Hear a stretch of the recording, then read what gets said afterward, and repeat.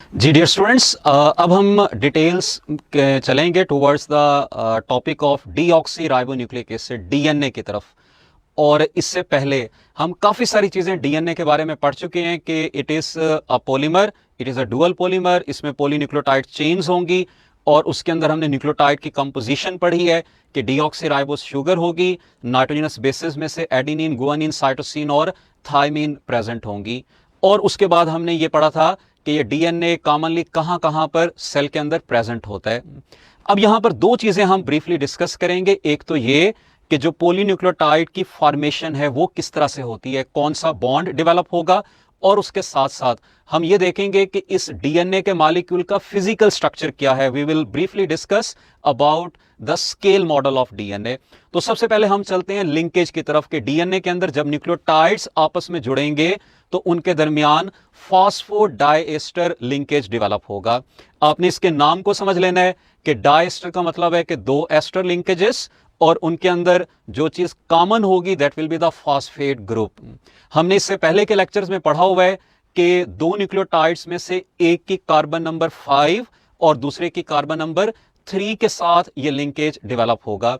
तो यहां पर हम इस लिंकेज की फॉर्मेशन की तरफ चलते हैं कि ये लिंकेज कैसे डेवलप होता है। आपके सामने दो न्यूक्लियोटाइड्स प्रेजेंट हैं। This is number 1, this is nucleotide number 2। और न्यूक्लियोटाइड से जैसा कि आपको पता चल रहा है कि it has the sugar, it has nitrogenous base and phosphate group attached eight carbon number 5। ये दूसरा न्यूक्लियोटाइड उसी तरह से sugar, nitrogenous base, phosphate group. अब यहां पर जब ये दो न्यूक्लियोटाइड्स आपस में कनेक्ट होंगे तो इनको कनेक्ट किसने करना है?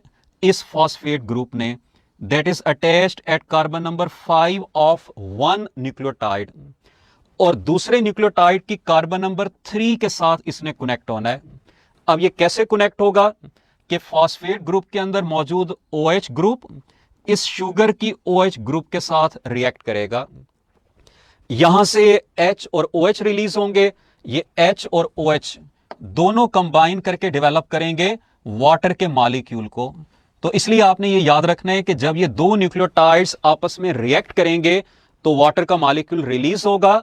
इस रिएक्शन को हम कहेंगे कंडेंसेशन या डिहाइड्रेशन सिंथेसिस। अब OH और H के निकलने की वजह से यहां से इस कार्बन की एक वैलेंसी खाली हो जाएगी और यहां से इस ऑक्सीजन की एक वैलेंसी खाली हो जाएगी।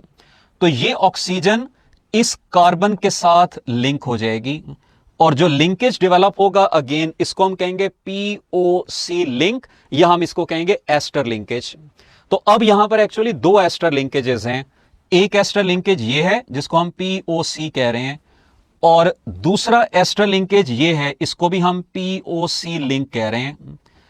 तो इन दो न्यूक्लियोटाइड्स के दरमियान क्योंकि दो एस्टर लिंकेजेस प्रेजेंट हैं, so we call it as phosphodiester linkage. तो आपने ये याद रखना है कि जब भी दो न्यूक्लियोटाइड्स आपस में कनेक्ट होंगे उनके दरमियान डेवलप होगा फॉस्फोडाइएस्टर लिंकेज, और यहां पर यह लिंकेज बनेगा एक की कार्बन नंबर 3 और दूसरे की कार्बन नंबर 5 के दरमियान। अब इस फॉस्फोडाइएस्टर लिंकेज को हम दो तरह से रिप्रेजेंट कर सकते हैं। एक रिप्रेजेंटेशन इसकी ये हो सकती है, जैसे कि मैं यहां पे लिखता हूं कि COPOC, this is one representation. ये कार्बन नंबर 5 है और ये कार्बन नंबर 3 है। ये एक रिप्रेजेंटेशन है फॉस्फोडाइएस्टर लिंकेज की। या हम इसको इस तरह से भी लिख सकते हैं कि it is the pair of POC link. क्योंकि दो POC लिंकेजेस बन रहे हैं, एक यहां पर एक यहां पर, तो हम इसको दो तरह से रिप्रेजेंट कर सकते हैं। ये दोनों तरह से आपसे पेपर के अंदर क्वेश्चन पूछा जा सकता है। तो फॉस्फोडाइएस्टर लिंकेज को हम या तो रिप्रेजेंट करते हैं इस तरह से कि as the pair of POC link, या हम रिप्रेजेंट करते हैं इस तरह से एज COPOC लिंक। अब इसी तरह से न्यूक्लियोटाइड्स ऐड होते जाएंगे और उनके एडिशन से डेवलप होगा पॉलीमर। और आपने ये याद रखना है कि उस पॉलीमर के दो एंड्स होंगे। एक एंड पर हमेशा कार्बन नंबर 3 होगी और दूसरे एंड पर हमेशा कार्बन नंबर 5 प्रेजेंट होगी। इस कार्बन नंबर 3 के लेवल पर फ्री हाइड्रोक्सिल ग्रुप होगा, कार्बन नंबर 5 के लेवल पर फ्री फॉस्फेट ग्रुप होगा। और इसलिए जब भी हम DNA या RNA को पढ़ते हैं तो उसके दो एंड्स हम पढ़ते हैं, one is called 3' and other is called 5' and. 3 prime and का मतलब यह है कि वहां पर फॉस्फोडाइस्टर लिंकेज नहीं बन रहा, वहां पे 3 कार्बन फ्री है, it has free hydroxyl group. और इसी तरह से 5 प्राइम एंड का मतलब है कि ये 5 कार्बन फॉस्फोडाइस्टर लिंकेज नहीं बना रही और यहां पर फ्री फॉस्फेट ग्रुप प्रेजेंट है। तो आपने ये 3 और 5 एंड्स को भी याद रखना है। अब हम चलते हैं मजीद डिटेल्स की तरफ, इसके फिजिकल स्ट्रक्चर की तरफ, के डीएनए का फिजिकल स्ट्रक्चर क्या है, इसके बेसिक फीचर्स कौन कौन से हैं, किसने इसको एक्सप्लेन किया था। हमने प्रीवियस टॉपिक्स के अंदर पढ़ा था कि सबसे पहले इसके ऊपर काम किया था विल्किंस और फ्रैंकलिन्स ने।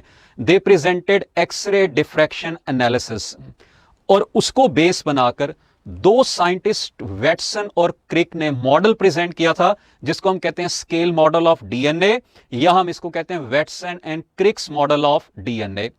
अब इस मॉडल के क्या क्या बेसिक फीचर्स हैं, वो एक्चुअली इसका फिजिकल स्ट्रक्चर होगा, उन फीचर्स को आपने याद रखना है। नंबर 1 फीचर ये है कि डीएनए इज डबल स्ट्रैंडेड। जैसे कि यहां पर हमें डायग्राम के अंदर नजर आ रहा है कि डीएनए के 2 स्ट्रैंड्स हैं, this is strand number 1 and this is strand number 2।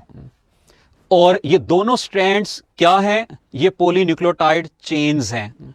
और इसी वजह से हमने ये पढ़ा था कि हम इसको डुअल पॉलीमर का नाम देते हैं, क्योंकि यहां पर 2 पॉलीन्यूक्लियोटाइड चेन्स हैं, 2 स्ट्रैंड्स प्रेजेंट हैं, so we call it as dual polymer. तो ये 2 कैरेक्टर आपने सबसे पहले याद रखने हैं, जो ये मॉडल हमें एक्सप्लेन करता है कि DNA is double stranded, these 2 strands are twisted around each other, और ट्विस्ट होकर ये डेवलप करते हैं डबल हेलिक्स को।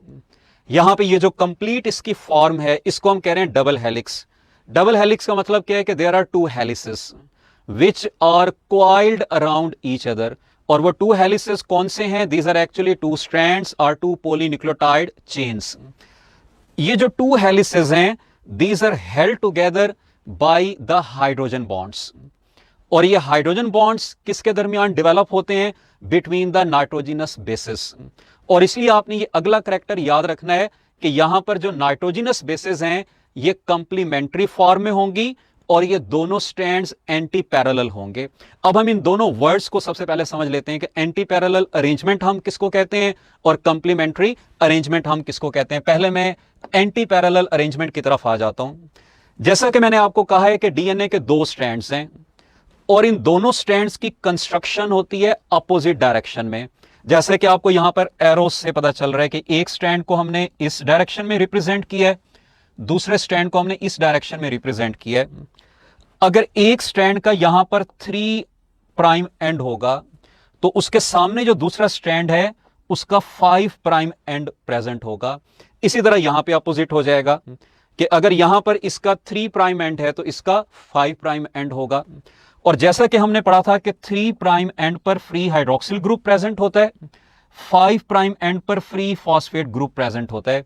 ये यहां पर भी आपको नजर आ रहा होगा कि suppose this is the 5 prime and, this 5 prime and has free phosphate group, जिसका मतलब यह है कि ये फॉस्फेट फॉस्फोडाइस्टर लिंकेज नहीं बना रहा। और इसी तरह अगर हम इस साइड पर आ जाएं तो ये इसका 3 प्राइम एंड, और 3 प्राइम एंड पर ये OH group further linkage develop नहीं कर रहा होगा, तो हम इसको कहेंगे 5 प्राइम एंड, इसको हम कहेंगे 3 प्राइम एंड। अब इसके सामने जो दूसरा स्ट्रैंड होगा वो एंटी पैरेलल होगा। जैसे कि यहां पे डायग्राम में भी आप देख रहे हैं कि इसको अपोजिट डायरेक्शन में शो किया हुआ है, और इसके भी 2 एंड्स होंगे।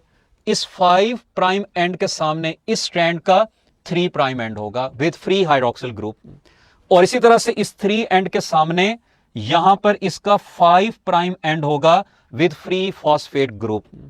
इस अरेंजमेंट को हम कहते हैं एंटी पैरेलल अरेंजमेंट, यानी both strands of the DNA और एंटी पैरेलल, एक का 3 प्राइम एंड तो दूसरे का 5 प्राइम एंड। अब मैं चल रहा हूं नेक्स्ट पॉइंट की तरफ। नेक्स्ट हमने पढ़ा है कि ये कंप्लीमेंट्री होते हैं। कंप्लीमेंट्री का मतलब क्या होगा कि एडेनिन के सामने हमेशा थायमीन आएगी, गुआनिन के सामने हमेशा साइटोसिन आएगी। इस अरेंजमेंट को हम कहते हैं complementary arrangement of the basis, और यही बेसिस इन दोनों स्ट्रैंड्स को आपस में कनेक्ट करती हैं थ्रू द हाइड्रोजन बॉन्ड्स। अब आपने यहां पर यह याद रखना है कि एडेनिन और थायमीन ये पेयर बनेगा, and these are connected through 2 hydrogen bonds. इसी तरह से guanine and cytosine are connected through 3 hydrogen bonds, ये भी एक पेयर बन जाएगा। अब ये हाइड्रोजन बॉन्ड्स किन किन के दरमियान बनते हैं, एक तो आपने ये बेसिस को याद रखना है, फिर उसके अलावा आपने ग्रुप्स को याद रखना है। जैसे कि इस डायग्राम के अंदर आप देखेंगे ये गुआनिन और साइटोसिन, इनका पेयर बना, दे हैव 3 हाइड्रोजन बॉन्ड्स, और उनमें से पहला हाइड्रोजन बॉन्ड बन रहा है ऑक्सीजन और हाइड्रोजन के दरमियान, दूसरा बॉन्ड बन रहा है हाइड्रोजन और नाइट्रोजन के दरमियान, और तीसरा बॉन्ड बन रहा है हाइड्रोजन और ऑक्सीजन के दरमियान। यानी 3 हाइड्रोजन बॉन्ड्स किन के दरमियान, oxygen hydrogen, hydrogen nitrogen, hydrogen oxygen. ये सेकंड पेयर आपके सामने है, कौन सा, थायमीन और एडेनिन का। यहां पर 2 हाइड्रोजन बॉन्ड्स बन रहे हैं, one between oxygen and hydrogen, other between hydrogen and nitrogen. तो आपने 2 चीजें याद रखनी है, नंबर 1 कि एडेनिन और थायमीन के दरमियान 2 हाइड्रोजन बॉन्ड्स बनेंगे, गुआनिन और साइटोसिन के दरमियान 3 हाइड्रोजन बॉन्ड्स बनेंगे। दूसरी चीज आपने ये याद रखनी है कि यहां पर हाइड्रोजन बॉन्ड्स की 3 जो 2 बेसिक फॉर्म्स आपने पढ़ी हैं वो कौन कौन सी हैं, हाइड्रोजन और नाइट्रोजन और हाइड्रोजन और ऑक्सीजन। इसके अलावा और कोई एलिमेंट्स यहां पर हाइड्रोजन बॉन्ड की फॉर्मेशन में पार्टिसिपेट नहीं कर रहे। अब इन्हीं के ऊपर बेस करता है एर्विन-शेरगॉफ रूल, जो आपने प्रीवियसली पढ़ा है बिटवीन द नाइट्रोजनस बेसिस, उसको भी हम यहां पर साथ साथ डिस्कस करते जाएंगे कि एडेनिन और थायमीन ये हमेशा इक्वल प्रोपोर्शन के अंदर प्रेजेंट होंगी डीएनए के केस में, और इसी तरह गुआनिन और साइटोसिन ये हमेशा इक्वल प्रोपोर्शन के अंदर प्रेजेंट होंगी।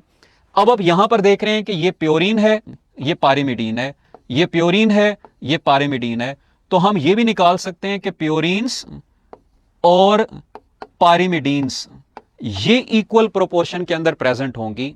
ठीक है, जितनी प्योरीन्स डीएनए में उतनी पारिमिडीन्स प्रेजेंट होंगी। तो इसको हम कहते हैं Erwin Chargaff rule, which was determined by the Erwin Chargaff, जो एक्सप्लेन करते हैं ratios between the nitrogenous bases in the DNA molecule. एक और चीज जो हम प्रीवियसली भी पढ़ चुके हैं वो भी आपने याद रखनी है, that is the amount of DNA in the cell. ये मैंने पहले बताया था कि किसी भी सेल के अंदर डीएनए की अमाउंट फिक्स रहेगी due to fix number of chromosomes, लेकिन आपने सोमैटिक सेल और जर्म सेल को भी याद रखना है, क्योंकि हमेशा सोमैटिक सेल के मुकाबले में जर्म सेल के अंदर क्रोमोसोम का नंबर हाफ हो जाता है, इसीलिए डीएनए की अमाउंट भी हाफ हो जाएगी। लाइक अगर एक सोमैटिक सेल के अंदर डीएनए की अमाउंट है 4 पिकोग्राम, तो जो जर्म सेल होगा उसमें अप्रोक्सीमेटली 2 पिकोग्राम होगी, depending upon the number of chromosomes. तो ये आपने बेसिक डिटेल्स याद रखनी है डीएनए के फिजिकल स्ट्रक्चर के बारे में, डीएनए के स्केल मॉडल के बारे में, scale model of DNA, Watson and Crick's model of DNA, इन टर्म्स को आपने समझना है, double stranded, dual polymer, double helix, anti parallel, complementary. फिर उसके बाद आपने ये याद रखना है कि यहां पर हाइड्रोजन बॉन्ड्स कहां कहां पे डेवलप हो रहे हैं, किन किन के दरमियान डेवलप हो रहे हैं और किन एलिमेंट्स के दरमियान डेवलप हो रहे हैं।